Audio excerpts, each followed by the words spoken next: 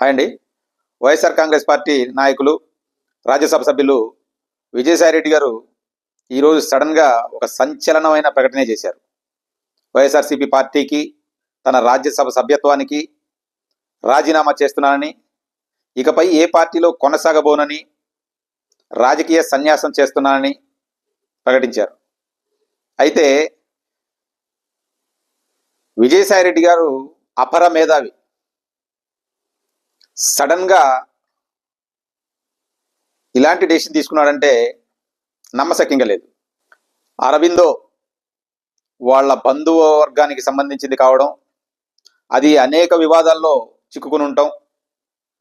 విజయసాయిరెడ్డి గారు కూడా కాకినాడ పోర్టు విషయంలో బాగానే ఇరుక్కున్నారు.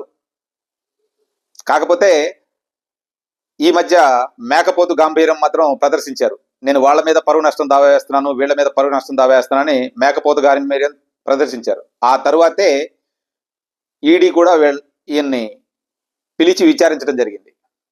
ఇక మళ్ళీ కూడా పిలవచ్చు, కానీ ఈ ఒత్తిళ్లకు లోనై మాత్రమే విజయసాయిరెడ్డి గారు ఈరోజు రాజీనామా చేస్తున్నారని అనిపిస్తా ఉంది. బీజేపీ వాళ్ళు కూడా ఇతన్ని చేర్చుకోవడానికి విముఖత చూపించినట్టున్నారు. ఎందుకంటే ఇతనేమో ప్రజల్లో నుంచి వచ్చే నాయకుడు కాదు, రేపేదో 4 సీట్లు ఇతని వల్ల వస్తాయి అనుకోవడానికి. ఏదైనా జగన్మోహన్ రెడ్డి గారు కాపాడుతాడు అనుకుంటే తనను తాను కాపాడుకోవడానికే ప్రస్తుతానికి నానా అవస్థలు పడాల్సిన పరిస్థితి. ఇవన్నీ తెలిసిన విజయసాయిరెడ్డి గారు సడన్ గా రాజీనామా ఎత్తుగడ వేశారు.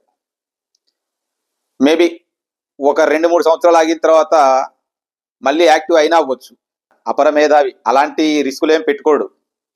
కాకపోతే తనను తాను కాపాడుకోవడానికి మాత్రం జనసేన పార్టీలో కానీ, గేట్లు తెరిస్తే టీడీపీలోకైనా అతను పోవాలనే చూస్తాడు.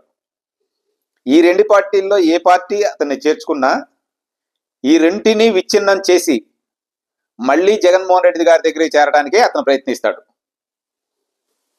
విజయసాయిరెడ్డి గారు ఎలాంటి వారంటే, తన ట్వీట్లు చూస్తే తెలుస్తుంది ఎవరికైనా.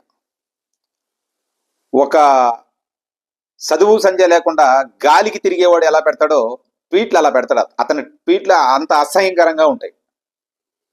ఒక కులాన్ని కించపరచడం, ఇదంతా ఒక స్కెచ్ ప్రకారమే జరిగిందని నా ఉద్దేశం. అయోధ్య రామిరెడ్డి గారు కూడా రాజీనామా చేస్తారు అని అంటున్నారు. అయోధ్య రామిరెడ్డి గారు రాజీనామా చేసినా, ఇటు జనసేనలో చేరినా, టీడీపీలో చేరినా, బీజేపీలో చేరినా వాళ్ళ వల్ల వచ్చే నష్టం ఏమి ఉండదు. ఎందుకంటే వాళ్ళు ఇలాంటి వల్గర్ లాంగ్వేజ్ మాట్లాడడం కానీ, ఒకళ్ళని టార్గెట్ చేయడం కానీ ఎక్కడా కనపడదు. వాళ్ళు ఒక వ్యాపారవేత్తలు.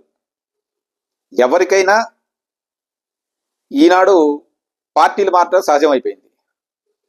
ఏ పార్టీ మారినా ఆ పార్టీకి లాయల్గా ఉంటారే తప్ప అవతల వాళ్ళతో విరోధం పెట్టుకోవాలని ఎప్పుడూ అనుకోరు. అయోధ్య రామిరెడ్డి గారు కావచ్చు, మాగుంట శ్రీనివాసరెడ్డి గారు కావచ్చు, వేమిరెడ్డి ప్రభాకర్ రెడ్డి గారు కావచ్చు, వీళ్ళు వివాదాలకు దూరంగా ఉంటారు. ఇంకా 4 ఉన్నారు. ఆ 4 కూడా పక్కకు పెట్టేసి వాళ్ళ పరిధిలో వాళ్ళ నుంచి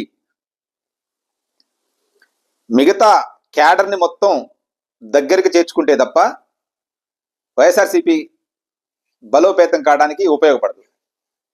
థ్యాంక్ యూ.